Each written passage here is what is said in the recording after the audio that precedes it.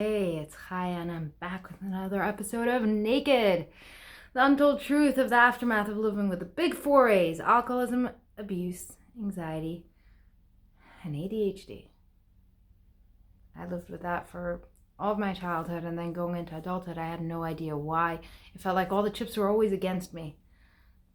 And now I know. Because whatever you go through as a child, it really affects you. And so, though I'm not here right now to talk about my experiences as a child and talk about how to deal with that, what I want to teach you now and share with you now is what happened after and how I maneuvered it, in the hope that you too can maneuver through whatever it is you're going through and know that there's another way, and there is a way out. And let's bring God into this room, because I can't do anything without Him. God, grant us the serenity to accept the people and things we cannot change, the courage to change the one we can, the wisdom to know that one is me.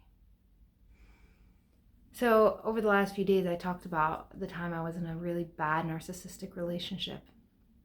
In the last episode, I finally talked about how I got out and how good it felt at that moment. I also talked about how I felt this discomfort, almost celebrating, because I know what happens next. And today I want to talk to you about what happens next. After you've worked your butt off to climb out of a horrible position, whatever that might be for you, what happens next? See, the brain is wired in a manner of going back to whatever it's comfortable with, even if that comfort, even if that what it's used to is something that isn't safe for it. So that means that abuse that I had encountered was actually something that had become comfortable for me, even if it wasn't safe. It had become something I was used to. When I came back out into the real world, although I promised, and I did swear off men for a while, and I did swear off anything intimate with anyone in any way, shape, or form, getting close to people, some part of me was looking for what I was used to and was attracted to exactly the kind of people who would hurt me, because that was something I was used to. And because that's the way that the brain automatically will be able to explain away, oh, all people are like that. And explain away why you stayed there for that long. And explain away, oh, look, there's more. And keep you stuck in the same loop that it's used to. Not because it wants to keep you stuck, but because it wants to keep you safe. And it thinks that by keeping you going in the same areas that it knows already, it can keep you safe. Even though that is absolutely not true, and it's the exact opposite of the truth. I didn't know that then. I'm here to remind you that today.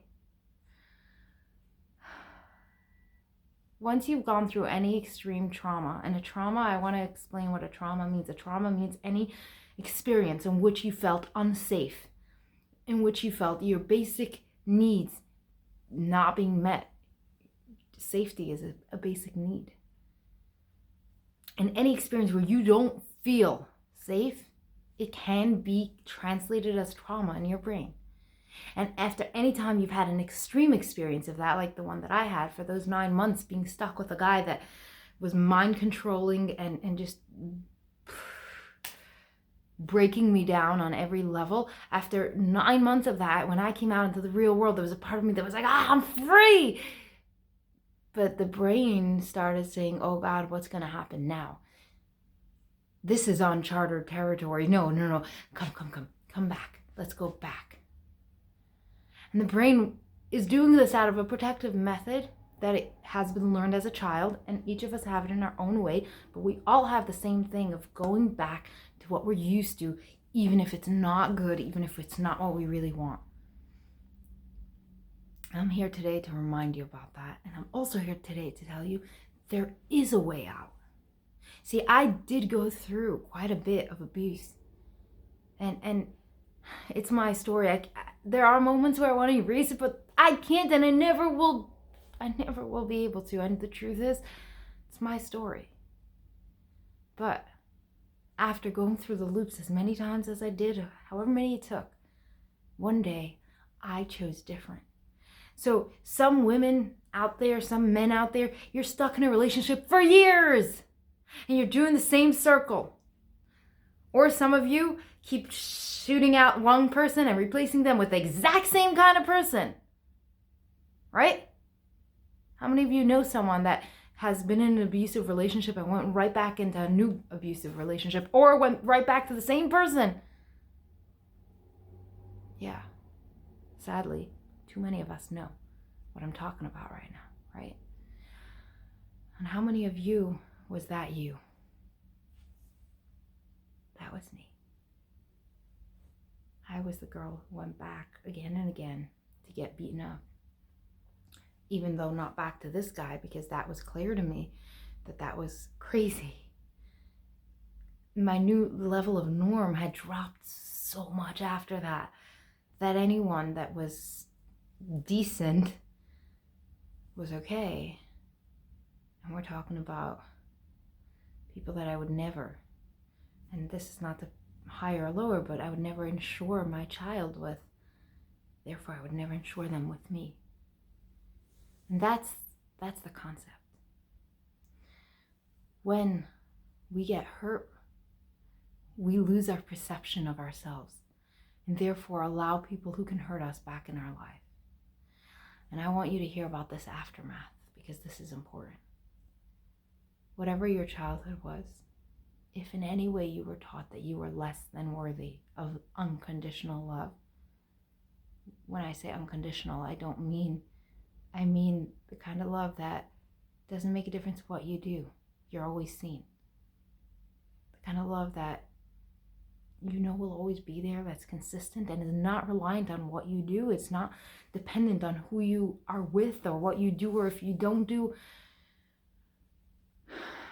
Well, if you didn't have that growing up, chances are you're coming into adulthood and looking for more people to reinforce that, to remind you how you're not worthy enough. I know I was. I know that in the time that I met this guy, I felt not worthy. I felt worthy of abandonment.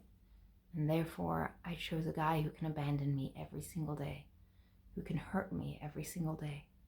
Whatever it is you're feeling is what you're attracting.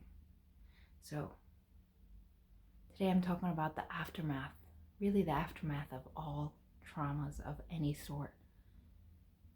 If you can be conscious of it, you can notice when I go through something tough, my standard drops. But I didn't change. I just went through something. I didn't change. I'm still the same at the core, right? And it's important for me that you hear that. Because I didn't know that then. I thought I changed. I thought that the girl that I knew inside was no longer there.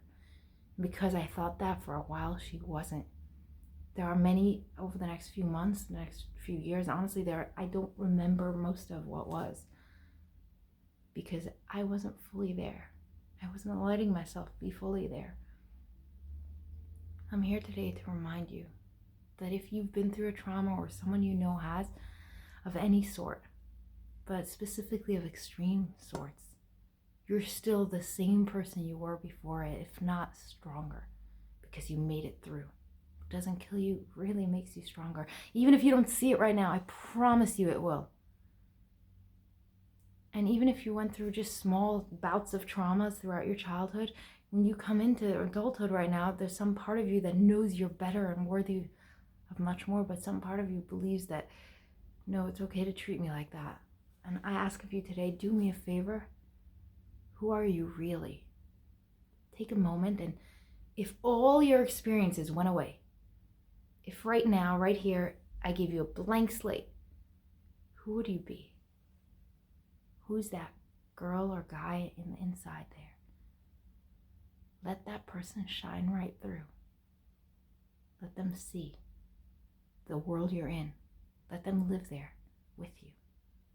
Because that's the real you, the powerful one, the happy one, the loving one, the kind one, the one that you call your best day. That's the real you. All the rest is something you've accumulated over years through traumas or different stuff that decided to identify who you are. But they got it all wrong. Today you can change that. God, come on. Grant us the serenity to accept people we cannot change, the courage to change the one we can, the wisdom to know that one is me. Today, I want to leave you with this thought. I gave you a lot of thoughts, but think of who you really are. Who are you really underneath everything? Who is the real you? Sometimes we have to put on masks throughout our childhood or throughout our traumas to survive. But that is not you, because that mask can come off at any point. But once all masks are off, there is someone underneath there, and that is you. And that's the you that I see so much light in, and I'm so privileged to be talking to. All right, if you like this, I need to know that. So like and subscribe now, and I'll see you soon.